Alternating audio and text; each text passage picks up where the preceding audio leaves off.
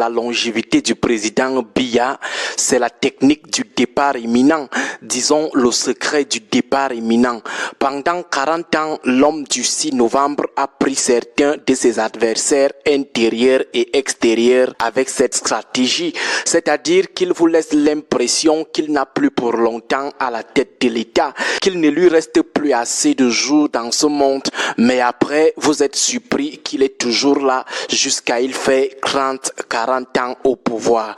Ce que nous appelons la technique du départ imminent, la technique d'un président qui ne sera plus là bientôt. La force de cette technique du départ imminent, c'est qu'il met ses adversaires en confiance, les rassure qu'il n'a plus pour longtemps, du coup, il ne donne plus le maxi d'eux-mêmes pour l'enlever. Tout le monde se dit que ça ne sert à rien de mettre toutes ses forces pour pousser un bananier qui veut déjà tomber seul. Depuis 1982, il donne l'impression que ses jours sont comptés juste pour qu'on ne vende pas cher sa peau. Le secret du départ imminent a donc été une ruse du président Biya pour tromper la vigilance de ses adversaires en les amenant à déployer des moyens non conséquents. Déjà à son accession au pouvoir, il joue les mous. Il fait comme s'il était un manipulé ou un manipulable, pourtant un sensei. Ce qui amènera ses adversaires à idiots et à idioïstes à le sous-estimer, à sous-estimer ses capacités à faire 10 ans, 20 ans, 30 ans, 40 ans au pouvoir. Il faisait tout pour faire croire qu'on peut l'enlever à tout moment, pourtant c'était une simple ruse. Certaines langues disent qu'il avait même pleuré le jour où on lui annonça qu'il remplacera idiot. Dieu seul sait si ce n'était pas des pleurs de la ruse. Cet homme qui pleure devant une femme qui vient de lui annoncer la fin de leur relation alors que ça fait des mois qu'il cherche la bonne astuce pour rompre. La technique du départ imminent est comme le secret du soulard des films chinois. L'acteur fait comme s'il était déjà déséquilibré, très déséquilibré, qu'il veut déjà même tomber seul, pourtant c'est une ruse. Il veut que son adversaire le sous-estime et ne déploie pas les coups de poing valables pour l'assommer. À la fin, c'est ce dernier qui est pris par une terrible surprise de constater que l'acteur qui jouait les soulards était bel et bien en possession de son équilibre mental et de toutes ses forces. Dans cette technique du départ imminent, la technique de quelqu'un qui ne peut plus durer au pouvoir, le président a utilisé 3 ruses. La ruse d'une instabilité imminente qui va l'emporter, la ruse du malade qui n'a plus assez de jours parmi nous et la ruse du vieux qui ne tient plus sur ses 2 pieds et qui passera bientôt le témoin à un de ses gars. 3 ruses qui ont fait en sorte que ses adversaires somnolent un peu, le négligent un peu, le sous-estiment un peu, pensant que la nature ou la conjoncture allait s'occuper de son départ. Malheureusement, échec et mat, le monsieur est toujours là 40 ans après.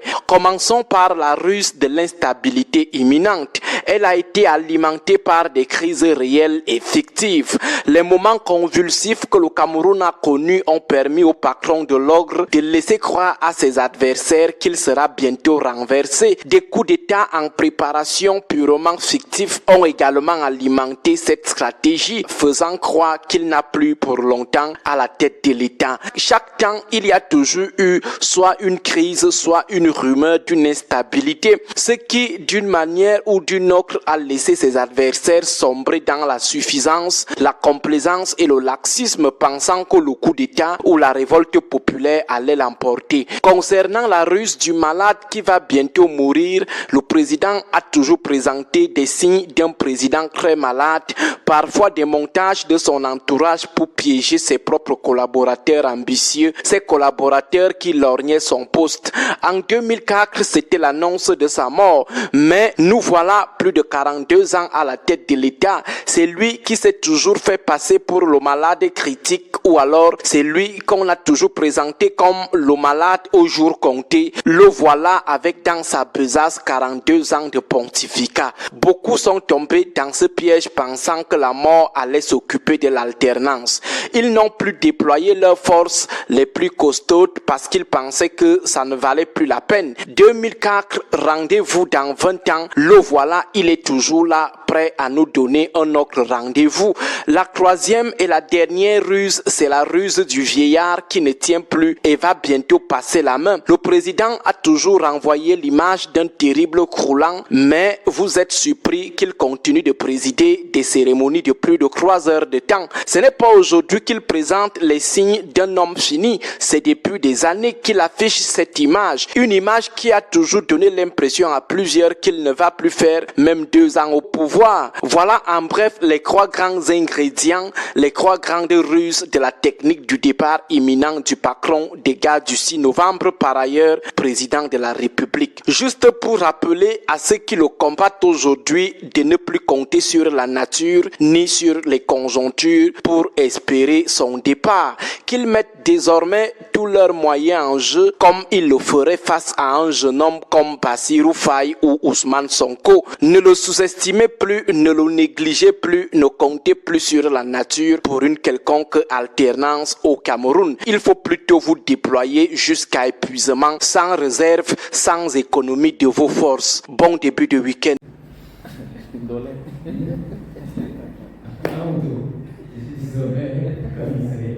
Donc vraiment des affaires là. Va avec. Je ne sais pas si c'est de la trahison pour vous, mais je ne crois pas. Parce qu'au-delà, on peut pratiquer au-delà de ça.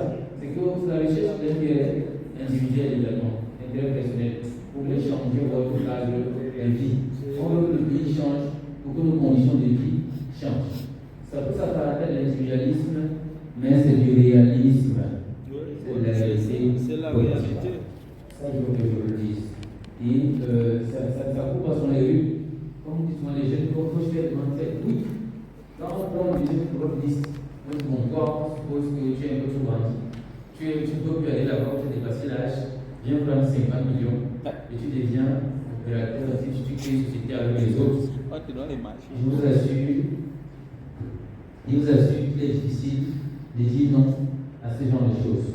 Quand vous êtes encore envoyé là, vous parvenez pas. On est d'accord, c'est construit.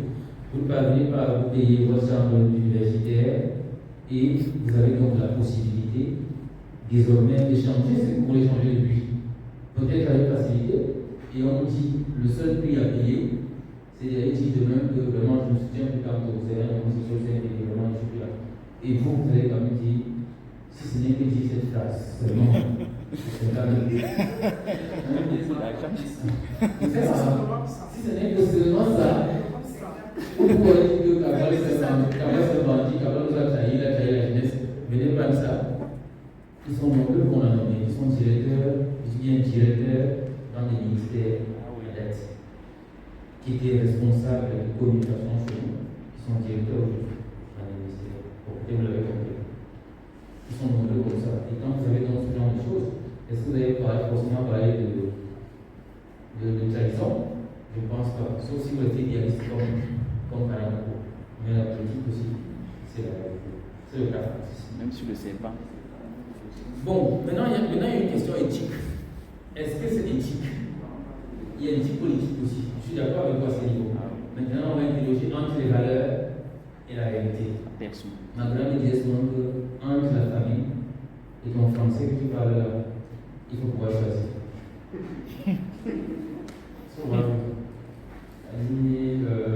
Les pressions qu'on vit, c'est la famille qui nous met les pressions, on coupe un peu ça et là, les petits avoirs, vous devenez essentiellement volatile, vous n'avez plus rien à faire, à un moment, je vous assure, c'est compliqué. Donc, moi, je ne suis pas de ceux qui insultent, ceux qui font ce choix, mais je comprends ceux qui font ce choix. Je n'encourage pas ce choix, mais je dis bien, je comprends les motivations de ceux qui font ce choix. Vous êtes universitaire, vous cherchez votre vie, vous avez fait les concours comme je vois ici en véhicule, vous avez fait autant de concours, bim, vous êtes à 32 ans, à la porte, à la sortie. Non, on vous dit, écoute, un peu comme on a fait nous là, vous avez le SG régional du mouvement OMC à l'époque, du Sud, le ministre a dit, non, pourquoi, qu'est-ce que tu cherches? Tu veux être c'est ça, non? Tu veux. L'environnement qui est directeur, c'est quoi, par exemple, des pas d'aller vous gérez au moins 500 millions. Vraiment. Allez réfléchir par exemple. Bon, là, on va le politique, on va le parti. C'est pas ce que je fais, mais je dis, moi, je comprends. Il faut être intègre. L'intégrité existait ici là. Maintenant, on dit souvent chacun son prix. Est-ce que c'est le cas? Mais je dis bien, moi je vous recommande de garder les valeurs qui sont les vôtres. Parce que il n'y a pas plus grand que ça. Demain avec, et ne restera pas.